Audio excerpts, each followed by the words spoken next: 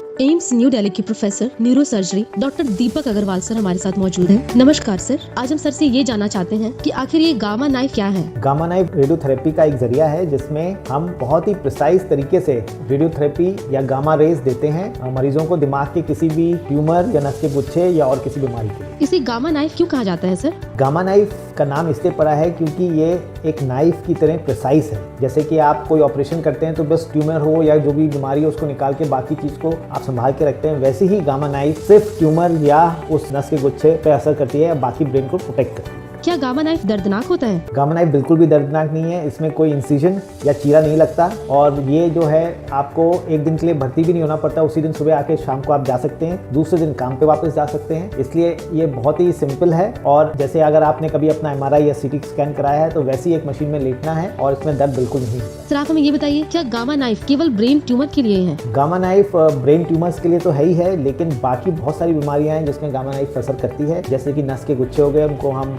Arteriovenous मैल्फॉर्मेशन भी बोलते हैं। बाकी पेन होते हैं, ट्राइजेमिनल न्यूराल्जिया होता है जिसमें एक नस होती है जिसकी वजह से चेहरे पे बहुत ज़्यादा दर्द होता है, उसमें भी इस्तेमाल करते हैं। और इस तरह के कई और बीमारियां हैं जिसमें गामा नाइफ फायदेमंद सिद्ध हो चुकी है। गामा नाइफ सर्जरी की सफलता दर क्या है सर? देखिए, जैसे हम ट्यूमर्स की बात करें, स्पेशली मेनिंजियोमा हो गए और कॉस्टिक न्यूरोमा होते हैं जो कान की नस के ट्यूमर होते हैं, इन सब में तो 90% से भी ज़्यादा सक्सेस रेट होता है और साइड इफेक्ट बिल्कुल नहीं होते। दूसरा, और हम नस के गुच्छों की तरफ देखें जिनको एवीएम कहते हैं, उसमें 80% से भी ज़्यादा फायदा देखा गया है। पेन सिंड्रोम्स में फायदा थोड़ा कम होता है, लेकिन उनमें भी 60 से 70% फायदा देखा गया है। गामा नाइफ सर्जरी के बाद क्या साइड इफेक्ट्स होते हैं? गामा नाइफ के बाद कोई मेजर साइड इफेक्ट्स नहीं होते हैं। लोकल जो हम पिन लगाते हैं वहाँ पे सूजन आ सकती है, सिर में दर्द हो सकता है, जो 2-3 दिन के लिए होता है, फिर ठीक हो जाता है। जैसे मैंने बताया, आप अगले दिन ही काम पे जा सकते हैं और आपको अस्पताल में रहने की जरूरत ही नहीं होती। गामा नाइफ से किस आकार के ट्यूमर का इलाज किया जा सकता है? देखिए, आजकल जो नई मशीन आई है गामा नाइफ की, जो हमारे पास भी है, उसमें आप बड़े बड़े ट्यूमर भी कर सकते हैं, फ्रैक्शनेटेड गामा नाइफ जिसे कहते हैं उसके द्वारा। और नॉर्मल ट्यूमर जो होते हैं 3 से 4 सेंटीमीटर वाले, उनको तो आप कभी भी कर ही सकते हैं। इसके अलावा जो नई टेक्निक्स हैं उससे हम और बीमारियां और बड़े ट्यूमर और बड़े नस के गुच्छों को भी इलाज कर सकते हैं। क्या गामा नाइफ सर्जरी से बेहतर है? गामा नाइफ और सर्जरी